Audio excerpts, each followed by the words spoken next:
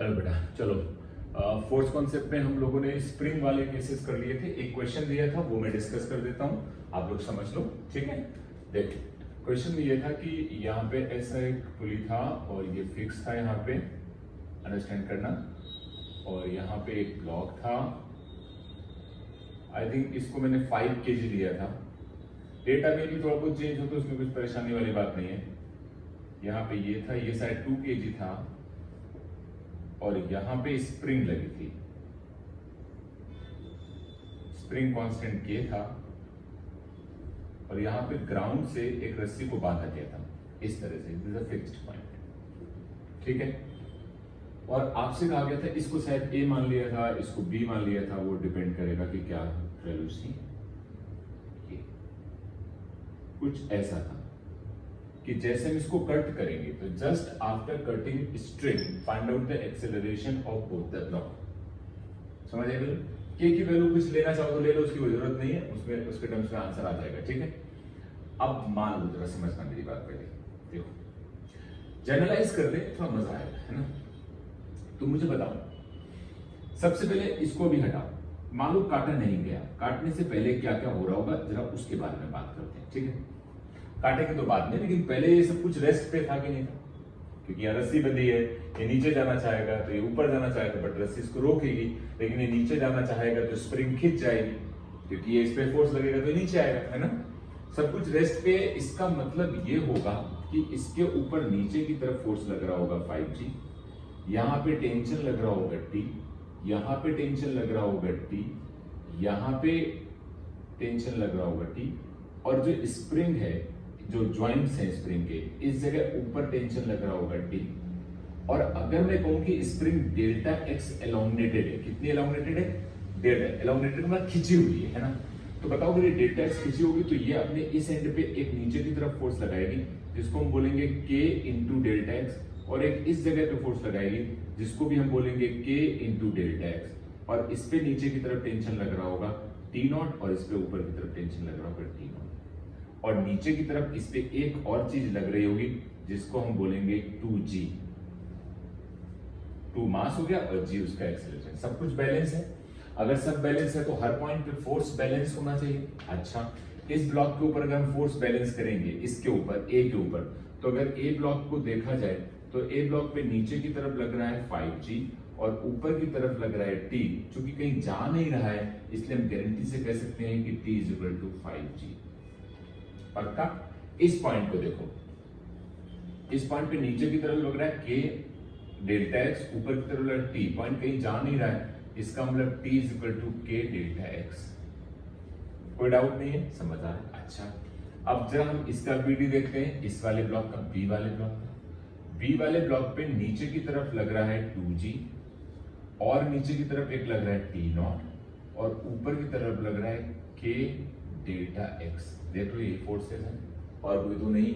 अच्छा, अगर ये ब्लॉक रेस्ट पे है तो इसकी वजह से हो जाएगा K delta x is equal to T0 plus 2G।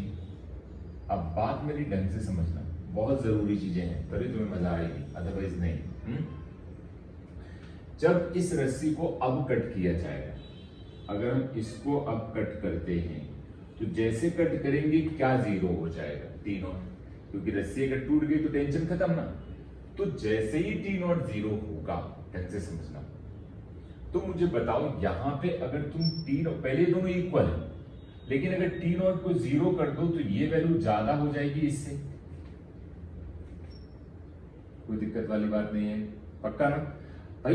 ये दोनों इस समय सिचुएशन पे ये नंबर और इन दोनों का सम इक्वल है। अगर तुम इसको जीरो करोगे तो एट ए इंस्टेंट अगर ये नंबर हटा दोगे तो ये ज्यादा हो जाएगा ना, इसमें कुछ ऐड कर रहे थे तब ये इसके बराबर था। इतना तो मानते हो कि नहीं मानते हो? अब अगर तुम T0 को जीरो कर दोगे तो KX0 ज्यादा हो गया। अच्छा, जिस समय T0 इक्वल टू जीरो हो गया, उस समय अगर FBD में देखा जाए तो ऊपर की तरफ होगा K डेल्टा एक्स, क्योंकि इसमें कोई फर्क नहीं पड़ने वाला एट ए इंस्टेंट, मैंने पहले भी बोला था। और ये ज्यादा होगा तो ये ब्लॉक ऊपर की तरफ जा रहा होगा समथिंग AB एक्सीलरेशन से, या A मान लो एक्सीलरेशन। ठीक है, तो बताओ इसमें क्या लिखोगे? K delta x minus 2G is equal to 2 into A। ये वैल्यू तुम्हें देखो यहां से पता है और टी तुम्हें यहां से पता है, इसका मतलब ये वैल्यू किसके बराबर है? 5g के, यहां रख दो। तो 5g minus 2g is equal to 2 into A, तो a इज इक्वल टू आ गया 3g/2। ये एक्सेलरेशन है बी वाले ब्लॉक का, इसका एक्सेलरेशन 0। क्यों? क्योंकि kx नॉट तो हटा नहीं, इस पे तो अभी भी फोर्स बैलेंस है ना, t is equal to 5g तो अभी हो रहा है, तो acceleration of a block is equal to 0। क्योंकि इस पे टेंशन 0 नहीं हुआ है, t तो 0 थोड़ी ना हुआ है, क्योंकि अभी भी यहाँ पे kx नॉट तो लगी था ना। मैंने ये क्वेश्चन कैसे होता है कि जब हम एट ए इंस्टेंट पूछते हैं कि जैसे तुम रस्सी कट करते हो, इमीडिएटली कट किया और तुरंत, तो जैसे रस्सी कट करते हो तो उसी इंस्टेंट पे स्प्रिंग जो है ना वो अपने आप को कम नहीं कर पाती है, तो इसलिए kx नॉट में कोई चेंज नहीं आता है, बात समझ में। लेकिन t नॉट 0 हो गया तो ये ज्यादा हो गया, ये वही रखा, क्योंकि ये सडनली चेंज नहीं करता है, ये वही रखा, t नॉट कट गया तो नेट फोर्स ये, और इस पे तो कोई चेंज आएगा नहीं, तो इसका एक्सेलरेशन सिंपल बात है। समझ आ रहा है ना? ओके, आज मैं बहुत बड़ा लेक्चर नहीं लेने वाला हूं, क्योंकि कभी संडे को कल तुम्हारा एक पूरा नीट का और जेडब्ल्यू लेवल का पेपर है, तो मैं चाहूंगा कि उसमें आप थोड़ा प्रिपेयर करो अच्छे से, है ना, जिन लोगों का उसका है। और एक दो लोगों को मैंने फोर्स कॉन्सेप्ट का दिया है, तो वो उनके हिसाब से रहेगा, बट ओवरऑल सब लोगों का, मोस्ट ऑफ द लोगों का जो पेपर है वो जेडब्ल्यू नीट का है। फिजिक्स में स्ट्रेट लाइन मोशन आ रहा है, तो मैं चाहूंगा कि आप उसको थोड़ा सा अच्छे से पढ़ो, उसकी थ्योरी पढ़ो और कल एक पेपर अच्छे से दो, और एक टारगेट बना के चलो कि तुम मैक्सिमम उसमें सॉल्व कर पाओ, ठीक है? क्योंकि पहला पेपर तुम नीट लेवल का देने जा रहे हो, नीट लेवल का इन द सेंस कि मतलब आपको पहली बार 720 का पेपर देने को मिल रहा है ना? तो ये थोड़ा कैसा टेम्परामेंट होगा, तुम 1 घंटे में फिजिक्स करनी है, 1 घंटे में बायोलॉजी करनी है, और 1 घंटे में आपको केमिस्ट्री करनी है, तो इस तरह का पूरा अरेंजमेंट किया गया है ना? तो थोड़ा अच्छे से करोगे, इसलिए आज का लेक्चर एक कॉन्सेप्ट में कराऊंगा, उसके बाद आपको कल के टेस्ट के लिए ही पढ़ना है आज, ओके? देखो अब इसमें एक कॉन्सेप्ट और अभी है बाकी, उसको भी मैं देख लेता हूं। हालांकि इसमें भी मोमेंटम वाला यानी रॉकेट वाले केस अभी मैं नहीं करा रहा हूं, रॉकेट पूरा मैं मंडे को पढ़ाऊंगा आपको, है ना? मंडे वाले लेक्चर्स में रॉकेट का पूरा आएगा, क्योंकि थोड़ा कॉम्प्लिकेटेड होता है रॉकेट। बोलते नहीं रॉकेट साइंस है क्या? रॉकेट साइंस का मतलब होता है कि उसमें तुम्हें मास कम हो रहा होता है तो फोर्स कैसे लगता है, इन सब के बारे में बात होंगी, और बहुत बढ़िया कॉन्सेप्ट है, मजा आएगी तुम्हें, है ना? कि रॉकेट ऊपर कैसे जाता है, किस तरह के उसके फंक्शंस होते हैं, वो सब पे हम बातें करेंगे। तो कल जब टेस्ट हो जाएगा और मंडे को तुम रिलैक्स होगे तब उसके बारे में डिस्कशन होगा। आज एक केवल स्प्रिंग बैलेंस की बात करते हैं। तुमने देखा होगा स्प्रिंग बैलेंस किस तरह के होते हैं, उसके बारे में थोड़ी डिस्कशन हो जाएगी, और उसी का कॉन्सेप्ट तुम्हें आज सिखा देता हूं, उस पर कुछ क्वेश्चंस कराऊंगा, ठीक है? तो स्प्रिंग बैलेंस किस तरह का होता है पहले तुम ये समझ लेना। स्प्रिंग बैलेंस हम किस तरह से चीजों को समझते हैं, मेरी बात वो जरा थोड़ा ध्यान देने वाली है। देखो स्प्रिंग बैलेंस तुमने देखा होगा कि इस तरह का एक ज्योमेट्री होती है, तो मैं समझाता हूं, ऐसे होता है, यहां पे ऐसे रीडिंग होती है, इसके अंदर स्प्रिंग होती है और यहां पे ऐसे पॉइंट्स बने होते हैं। मतलब ये मैं रफ डायग्राम बना रहा हूं इस तरह का, और यहां पे ऐसे एक नीडल चल रही होती है, मतलब ये नीडल ऐसे बनी होती है इस तरह से, और ये केजीज में लिखा होता है, और यहां एक हुक बना होता है, और यहां पे एक ऐसा हुक बना होता है इस तरह। इसको यहां फिक्स कर दिया गया, मतलब इस पे बनाओ ना बनाओ, इसको तो ऐसे लटका दिया जाता है, ऐसे हैंग करने वाला स्प्रिंग बैलेंस देखा है तुमने? देखा हो बड़ी बड़ी शॉप में जाओ, मतलब जहां पे लोग कुछ वेइंग करना होता है, कोई किसी का वेट लेना होता है, तो ऐसे लटका होता है और इसमें ऐसे कुछ फंसा देते हैं। मतलब अगर मैं इस पे एक मास ऐसे लटका दूं तो मुझे इसका वेट यहां मिल जाएगा। तो ये वाली नीडल जो होती है ना, इसी के अंदर चल रही होती, ये ऊपर नीचे होती, इसको ऐसे जैसे मान लो ये 1 kg हो गया, है ना? यहाँ लिखा होता है 2 kg लिखा होता है, यहाँ लिखा होता है 3 kg, यहाँ पे 4 kg, यहाँ पे 5 kg, इस तरह से। तो वो नीडल इसके सामने आ जाती है, जितना वेट होगा नीडल उसी के सामने आ जाएगी। बात समझ में आ रही? स्प्रिंग बैलेंस इसको बोलते हैं, ठीक? ये सब अभी हमें बना के कभी नहीं दिया जाएगा, क्योंकि हमें ये सब चीजें इसमें नहीं देखनी होती। हमें क्या समझना है, बेसिक फंडामेंटल थॉट क्या है, वो समझना है। स्प्रिंग बैलेंस क्या रीड करता है, हमें ये बात थोड़ी समझनी है, ठीक? ये जो हुक लगा होता है ना, सोचो इसी पे लोड पड़ता है तभी तो वो सुई ऊपर नीचे जाती है। तो बेसिकली अगर इस पे जितना लोड पड़ रहा है वो तुम निकाल लो। सही मामले में अगर मैं बोलूं कि वो टेंशन कितना लग रहा है, बस तुम अगर ये फाइंड कर लो तो वही होगा स्प्रिंग बैलेंस की रीडिंग। बात समझ में? तो अगर मैं रीडिंग निकालूंगा स्प्रिंग बैलेंस की तो वो क्या होगा, टेंशन के बराबर। अगर कभी तुमसे पूछा जाए कि भाई रीडिंग कितनी होगी, तो वो किसकी होगी, स्प्रिंग बैलेंस की रीडिंग, मतलब इस हुक पे लगने वाला टेंशन। बात समझ में आ रही कि नहीं आ रही? तो अगर मैं कहूं कि ये m मास है, ठीक है, मान लो मैं तुमसे कहूं कि ये 2 kg, ठीक, तो बताओ इस पे नीचे की तरफ क्या लग रहा होगा, 2 इंटू जी। चलो जी की वैल्यू डाल दो, तो 2 इंटू 10 यानी 20 न्यूटन। बात समझ में? तो इस पे रीडिंग, इस पे भी टेंशन कितना आएगा, टी। अब चूंकि ये रुका हुआ है तो टी इज इक्वल टू कितना हो गया, 20। तो बताओ वही टेंशन तो यहाँ आएगा ना, कितना, 20 का। तो बताओ इसमें रीडिंग कितनी आएगी, 20। समझ आया कि नहीं आया? कोई डाउट तो नहीं है? पक्का? ये स्प्रिंग बैलेंस का काम होता है। तो ये रीड करने का कॉन्सेप्ट ये है, ठीक है, कोई डाउट नहीं है? पक्का समझ में आ रहा है? तो ये स्प्रिंग बैलेंस का कॉन्सेप्ट ये होता है। अब मैं तुम्हें समझाता हूँ उसको किस तरह से लिया जाता है, कैसे समझा जाता है। देखो, जैसे क्वेश्चन से लेता हूं तो तुम्हें थोड़ा समझ आएगा। ये बात समझ में आ गई नहीं आई? तो अगर रीडिंग में होगा तो टेंशन कितना आ गया, 20 न्यूटन। ओके, कई बार इसको ऐसे लिखते हैं कि मान लो जैसे 20 न्यूटन, अब ये 2 kg था, हम 20 न्यूटन रीडिंग निकाल रहे हैं, तो बाई वेट लिखते हैं, मतलब जी हटा देते हैं। बात समझ में आ रही कि नहीं आ रही? mg बेसिकली इसमें रीडिंग होगी, लेकिन हम उसको बाई वेट पढ़ते हैं। तो हम लोग कैसे पढ़ते हैं, जैसे कि मान लो जैसे मैं, तुम लोग कभी वेट लेते हो, तो तुम्हारा वेट जब हम खड़े होकर लेते हैं, नहीं वेइंग मशीन पे हम ऐसे खड़े हो जाते हैं और हम वेट लेते हैं, तो हम क्या बोलते हैं कि हम कितने केजी के, 60 केजी के, 50 केजी के, है ना, 54 केजी के, ऐसे होता नहीं होता? तो वो 54 और जो 30 केजी क्या रीड करता है, नॉर्मल एक्शन। नॉर्मल एक्शन होता है क्या, mg, यानी उसमें mg टोटल हुआ कि नहीं हुआ, लेकिन उसको हम लोग केजी बोलते हैं, जबकि वो तो न्यूटन में होना चाहिए ना। तो उसको बाई वेट बोला जाता है। इसका मतलब होता है कि उसको हम केजी में रीड करते हैं, होता वो न्यूटन का ही है, बट उसको हम लोग बोलने में केजी यूज करते हैं। वैसे अगर हम यहाँ पे बोलेंगे तो इसमें रीडिंग कितना होगा, ये आएगा तुम्हारा रीडिंग। अंडरस्टैंड कर रहे हो कि नहीं कर रहे हो? ओके, अब देखो,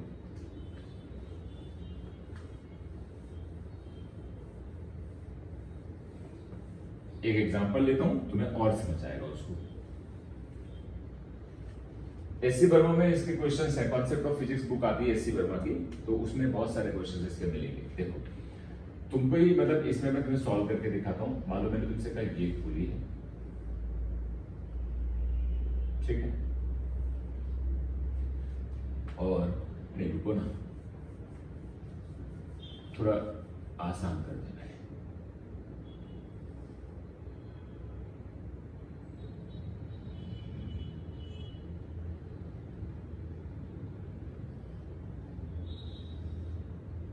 ये स्प्रिंग बैलेंस है, कैसे कैसे, this is known as spring balance. ऐसे लाइनें बना दी जाती है, इसका मतलब स्प्रिंग बैलेंस हो गया, ठीक है। यहां पे इसको फंसा दिया गया हुक में, यहां पे 2 ब्लॉक है। जैसे मैं जनरलाइज कर रहा हूं तो m1 सही बना ना, डायग्राम टेढ़ा मेढ़ा हो तो चलेगा, उसमें कोई दिक्कत नहीं। यहां पे क्या है, m2, ठीक है, और तुमसे मैंने बोला कि m2 is greater than m1 है। m2 किससे बड़ा, m1। बताओ स्प्रिंग बैलेंस की रीडिंग क्या होगी, ये निकालना है। अब कॉन्सेप्चुअल पार्ट समझना है। स्प्रिंग बैलेंस का रीडिंग होता है कि अगर मैं कहूं कि तुम्हें यहां टेंशन टी लग रहा है, तो यहां पे भी टेंशन टी लगेगा, यहां टी लगेगा, यहां टी लगेगा, ये रस्सी एक ही है। तो यहां पे ऊपर की तरफ कितना हो जाएगा, 2t, तो नीचे की तरफ कितना हो जाएगा, 2t। तो रीडिंग जो अगर हम बात करें कि स्प्रिंग बैलेंस में अगर हम रीडिंग की बात करते हैं तो क्या वो 2t होगी।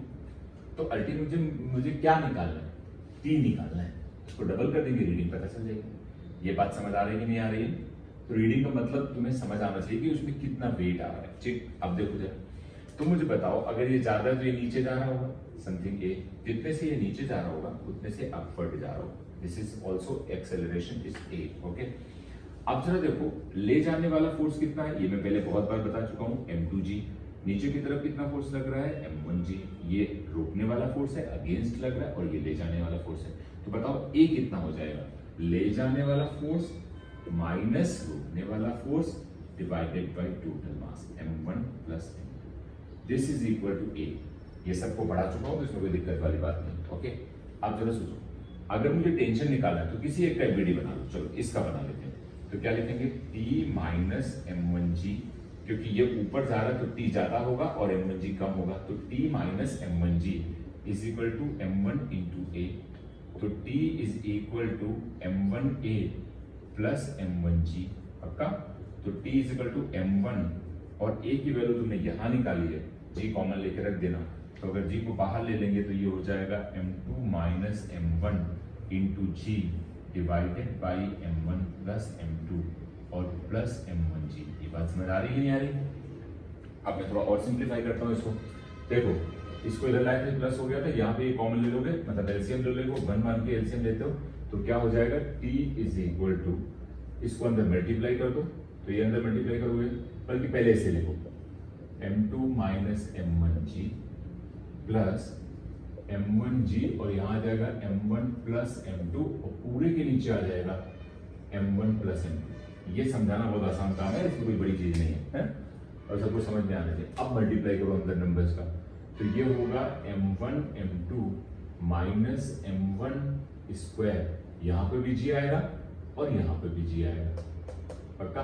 इसको अंदर मल्टीप्लाई करो, प्लस m1 स्क्वायर g, ये इसके साथ मल्टीप्लाई होगा तो plus m1 m2 into g divided by, ये मैं कैलकुलेट कर चुका हूँ एक बार, बट तुम्हारे सेटिस्फेक्शन के लिए दोबारा करो, ये नंबर कैंसिल आउट हो जाएगा, ये m1 m2g m1 m2g, तो क्या हो जाएगा 2m1 m2g divided by m1 plus m2, this is equal to t। और अगर हम रीडिंग की बात करते हैं तो this quantity is equal to 2t, that means 4m1 m2g divided by m1 plus m2, this is the reading in spring balance. Simple बात है, आई थिंक ये समझ में आ गया होगा, इसमें कोई बड़ी चीज नहीं है, सिंपल क्वेश्चंस होते हैं, कैलकुलेट कर लेने होते हैं। Okay done. अब एक और चीज समझो, कई बार ऐसे छोटे छोटे भी क्वेश्चंस आते हैं, मैं बताता हूँ कैसे।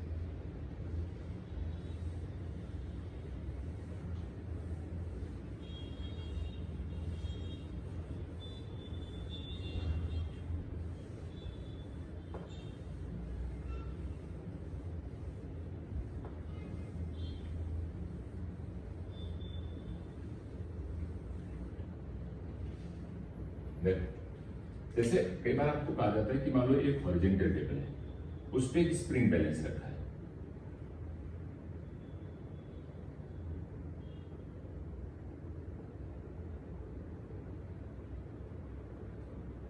ये स्प्रिंग बैलेंस, और इस एंड पे मैं फोर्स लगा रहा हूं सपोज F न्यूटन का, और इस एंड पे मैं फोर्स लगा रहा हूं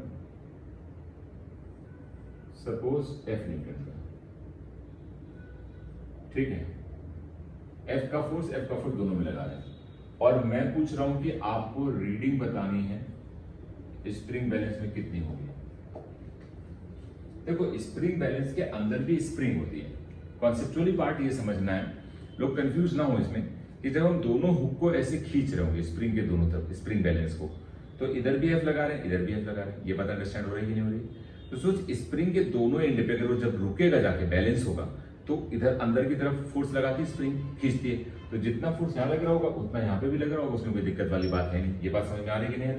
तो इसका मतलब अगर हम रीडिंग की बात करें स्प्रिंग बैलेंस में, तो वो रीडिंग जो होगी इसकी वो हो जाएगी F के बराबर। याद रखना this is not equal to 2F, इसको कंफ्यूज करते हैं लोग, उनको ऐसा लगता है F इधर लग रहा है, F इधर लग रहा है तो reading 2F, no, F reading होगी, ये बात याद रख लीजिए।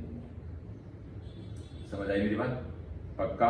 बैलेंस वाला पूरा कॉन्सेप्ट कंप्लीट हो गया है, और हमने वेग मशीन वाला भी कर लिया था, एलिवेटर वाला भी कर लिया था, लिफ्ट वगैरह के केसेस भी कर लिए थे, है ना, फोर्स वगैरह में उसमें भी कोई दिक्कत नहीं है।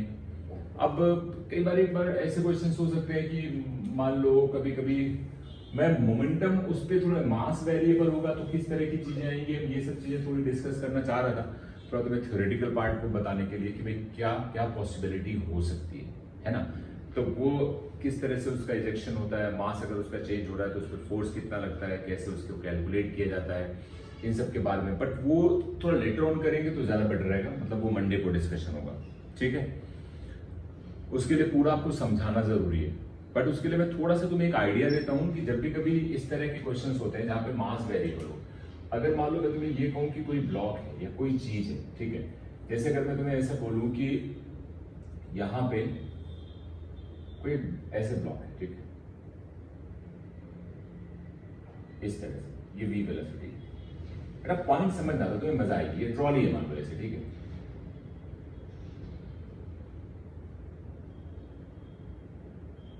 ठीक है, वी वेलोसिटी से जा रही है।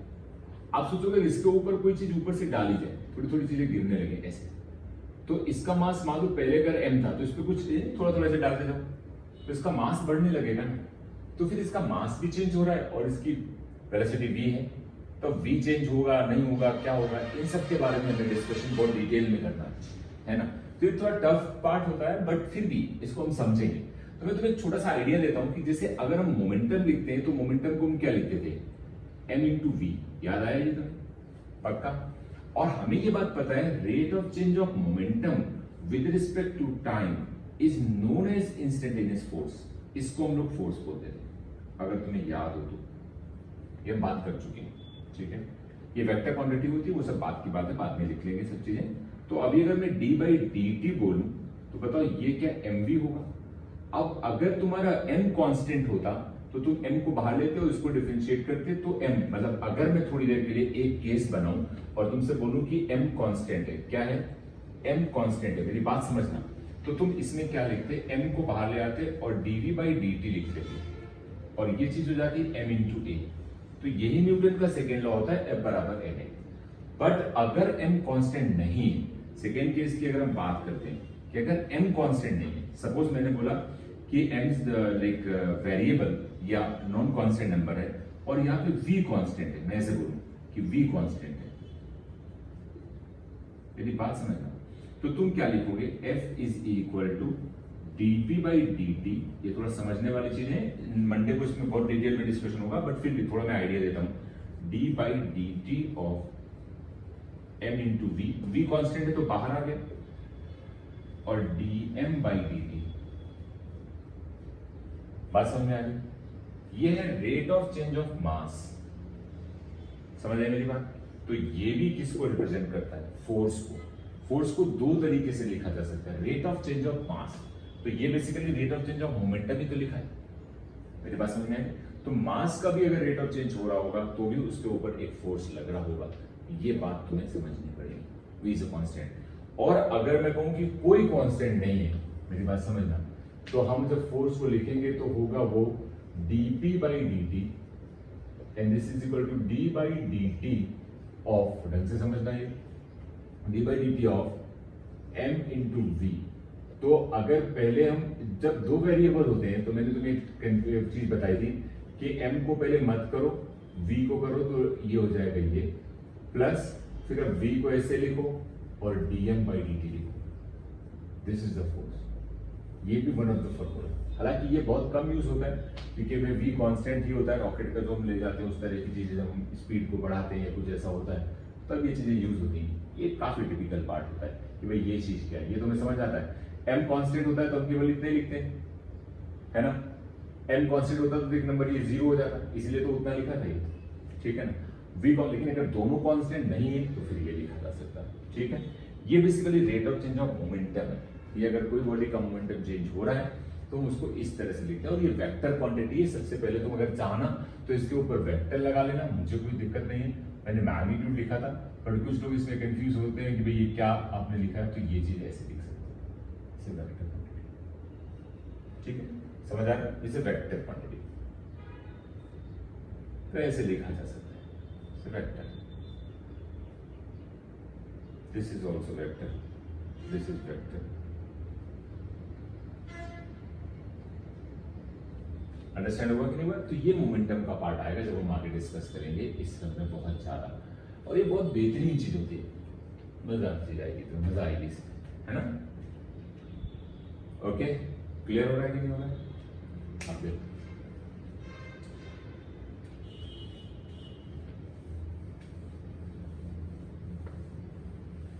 इसका पूरा बेहतरीन कॉन्सेप्ट ही डील करेंगे बहुत अच्छे से, है ना।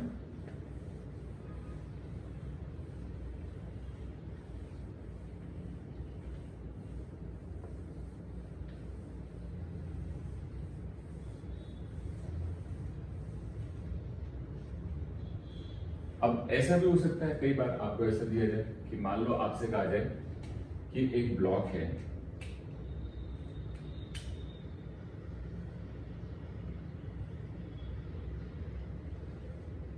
ठीक है। बहुत बार कैसे केसेस होते हैं, मतलब क्वेश्चंस तो कैसे भी पूछे जा सकते हैं, है ना, बट तुम्हें वो चीजें थोड़ी अंडरस्टैंड करनी बहुत जरूरी है कि किस तरह से हमें वो चीजें आ सकती हैं, है ना। मान लो आपसे बोला जाए कि एक ब्लॉक है 2 kg का, और वो समथिंग कुछ एक एक्सीलरेशन से जा रहा है, ठीक, और मैंने तुमसे बोला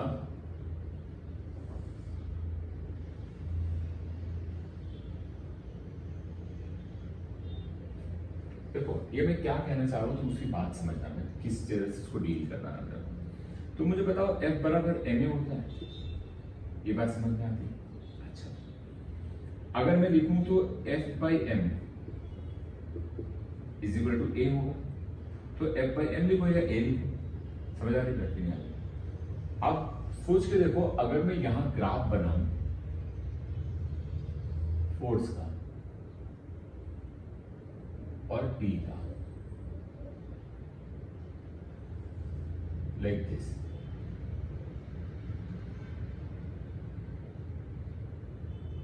N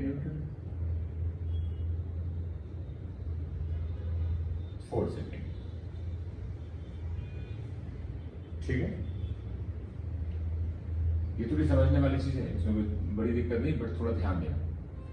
फोर्स और टाइम का भी तो ग्राफ हो सकता है ना, इसमें कोई बड़ी चीज तो है। क्योंकि इसके अंडर अगर एरिया निकाला जाए, ये एरिया, ये थोड़ा ज्यादा मैं करा रहा हूं बट प्लीज अंडरस्टैंड कर सकते हो, ये एरिया। अब मुझे ऐसा लगता है इस ब्लॉक की बात हो रही है, और अगर फोर्स और अंडर एरिया निकाल रहे हैं, तो अगर हम यूनिट को देखें तो वो होगी Newton upon time, area sorry into time, समझ आया। और न्यूटन का क्या होता है, न्यूटन होता है m इंटू ए, समझ आया।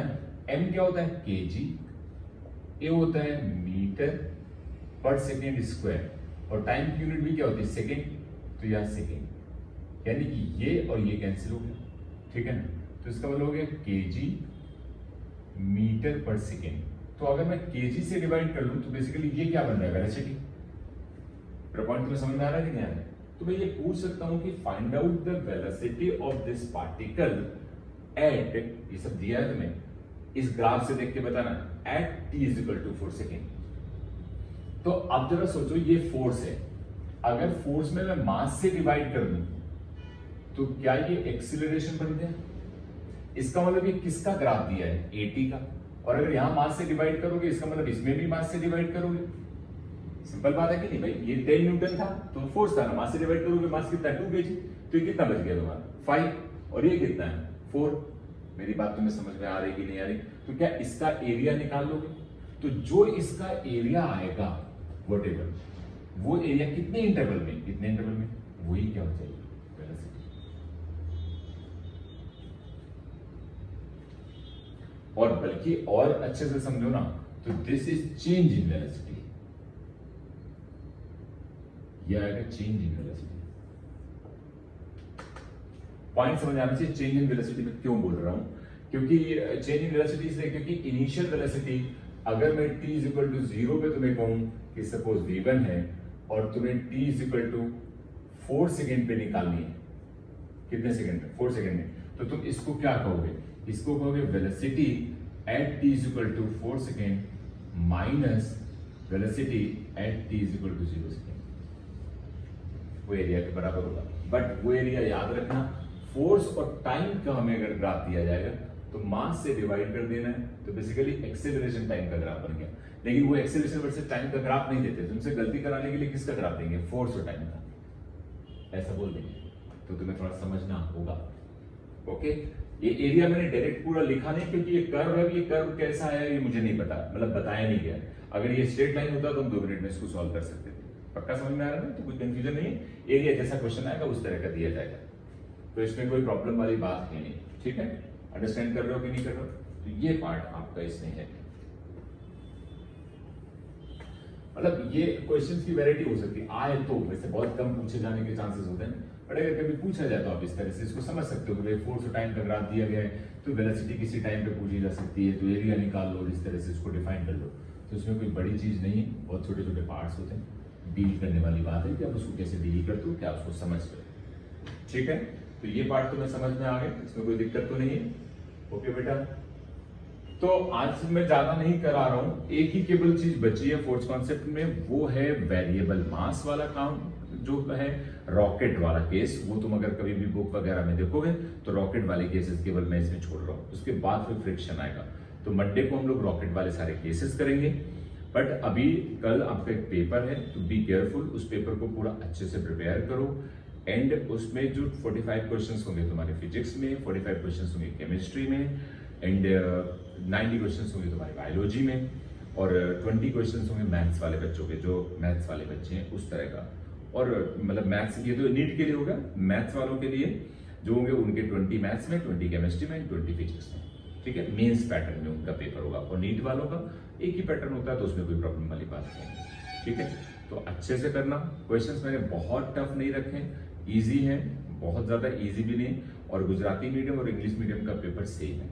ठीक है, वो अलग अलग नहीं है, तो बी केयरफुल और करो उसको। ठीक है बेटा, चलो।